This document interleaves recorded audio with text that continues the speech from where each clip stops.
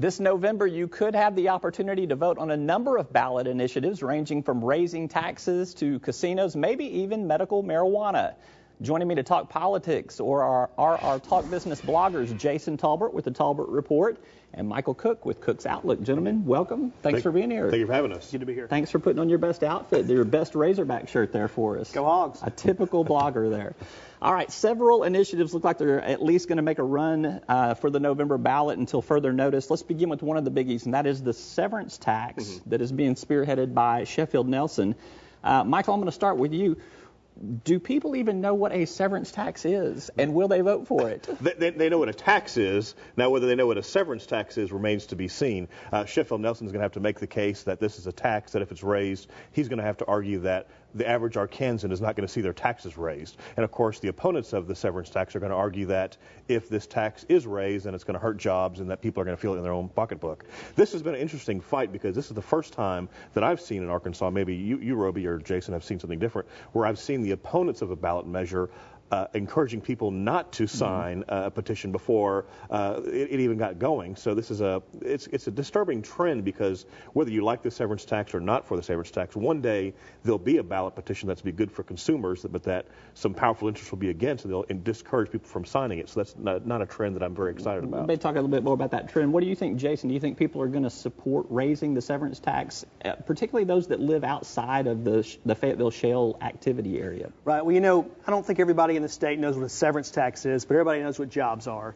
And the people that have seen the jobs created by the industries that have come into our state are going to want to keep those jobs here. So it's going to be difficult for the proponents of this new tax to go in and argue that there should be this tax that could end up perhaps costing those jobs. So I just don't think right now Arkansans have an appetite to raise taxes, any sort of taxes. So it's going to be an uphill battle, I think, for Nelson to convince voters in Arkansas to support this tax. I'll throw this open to both of you. Let's talk about the money that's going to be in play with the severance tax issue. You're going to have a very well-funded opponents campaign, mainly from the natural gas companies. Right. Sheffield Nelson's not exactly chump change either, right. So you're going to see some money on his side too.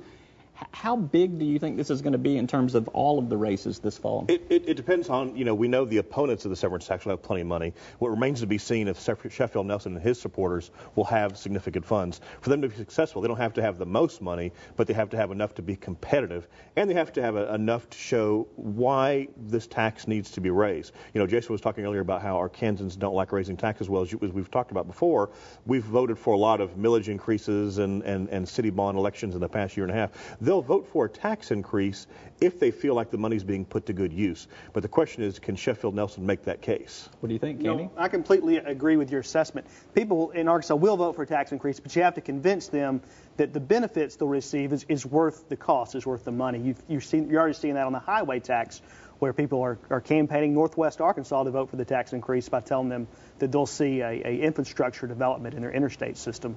That's going to be a tougher case for Nelson to raise because the benefits aren't as direct and tangible as you see in some of these local taxes, some of these local millage type issues. It's more of a broad-based kind of appeal that he's going to have to appeal to. And he's trying to do that, I believe, with some of the counties and some of the cities by trying to use sort of a grass tops down approach and convincing those leaders that they'll see some turnback funds from the tax increase. But that's going to be a difficult case to make. I think he's going to have a much more difficult case than those who are supporting the highway tax are going to have.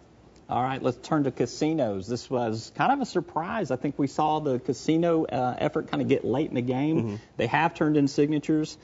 We have seen in the state of Arkansas an uptick, a huge uptick in some of the casino spending numbers at Oaklawn and at Southland, where it's already legal. This is going to broaden that, obviously. Jason, to you first. Are you convinced that Arkansans are ready to expand casino operations in Arkansas? I am not. The two operations you pointed out, both at Oakland and Southland Park, it should be noted that was never up for a statewide vote. That was actually slipped in very quickly through the state legislature. The lobbyists for Southland and Oakland Park pushed that very hard, got it moved through in just a matter of days to the state legislature. And then there were local elections there in Hot Springs and West Memphis that ended up approving those. So we really haven't seen a casino initiative pass on the statewide level. We saw the lottery initiative pass, but that was a very different can of worms. The lottery made the case that the scholarships would benefit the state as a whole. And like Michael and I talked about earlier, they saw the tangible benefits towards passing that state lottery. In this case, creating a casino monopoly here in the state, I don't think Arkansans are going to support that. I think they'll probably reject that one. All right, you know something about the lottery campaign, Sure, and there is definitely. some apples to apples comparisons and some apples to oranges. I think you're probably ready for there to be more casino gambling in the state, too. No, don't go putting words in my mouth. All right, what do you think? What's the temperature? A couple of things. One, I don't think Arkansans realize we have full-blown casinos already in Hot Springs and West Memphis. You go there, it's the exact same thing. You can bet, you can gamble, the whole deal. The question is, I honestly have not read this proposal that is going to be on the ballot or could be on the ballot. So I am completely undecided about this particular one. But it raises the question, should two entities, Southland and Oaklawn, have exclusive rights to casino gambling in Arkansas? Because that's what they have. They have a monopoly on it. So the question is, should we expand it to let others have a try, and if it's well regulated? But I have concerns. A lot of times when you have people pushing these ballot initiatives in casinos we've seen in the past, a lot of times they would set up a monopoly for themselves, and that could be the case for this one.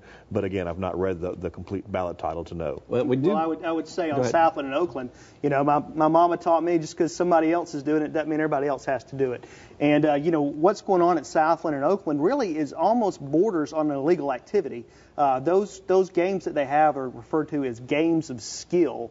Well, someone's going to have to teach me how those slot machines, those casino-style games they have, are games of skill. I know it's been challenged in court. It's a matter of pushing. I mean, it's kind of cute how they do it. I'll agree, but it's a matter of pushing a few extra buttons and showing that there's some decisions to be made. But those entities passed and. Well, those entities are certainly using a loophole in the law to get through and to allow casino gambling in the state.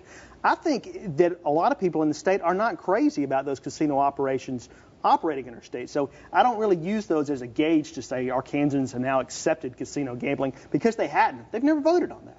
All right, we'll find out now. One other thing about casinos, it's going to be a little bit ironic, but probably some of the biggest groups that will be funding the anti-gambling expansion will be casinos from Southland, Oaklawn, and probably another example. They funded an effort to encourage people not to sign the petitions, which I just think is just disingenuous at best. Regardless of what you think about the proposal, it's like, come on, guys, do you have to protect your own interest but hiding under somebody else's ideas or concepts? I think it's kind of funny turnabout is fair play, because I recall a decade or so ago when Oakland and Southland had initiatives to try to expand casino-style gambling at their parks, and some of the casinos from Tunica funded opposition against them. Well, it's kind of like when you have dry counties who may want to have a vote to go wet, and it's the border liquor stores that fund the effort to stop them from going wet. Right. Well, let's speak to this. Some of the conservative groups that will oppose this expansion of gambling, will they actually team up with some of the casinos in this opposition effort? No, they won't. I've spoken with them, and that has been proposed before. It's never worked out. I think you'll see separate campaigns with the same goal.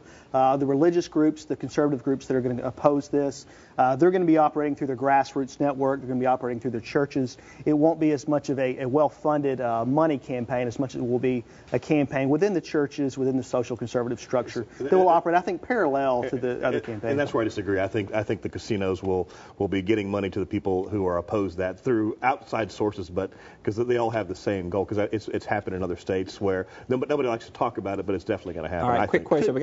We got about 30 seconds to wrap this up here. Medical marijuana looks like it's going to make the ballot too. Does compassion override the moral objections to medical marijuana? I don't know. I think they're going to have a very tough case here selling Arkansas on medical marijuana. I think a lot of people will, either correctly or incorrectly, whichever you view it, will perceive this as being some sort of legalization of marijuana, which I don't think has broad acceptance in the state at this point. For it to pass, there would have to be kind of an overwhelming positive message from the medical community. If people's doctors and people's healthcare providers came out for this measure, then it might pass. Other than that, I think it's likely to fail. I think it's putting a face on it. The city attorney for Fayetteville has said his wife has used marijuana because she has cancer, and that was a story that had a real emotion behind it, put a face behind it. So if the medical marijuana can show that this is only for people with cancer and serious disease, it's kind of hard to vote down compassion.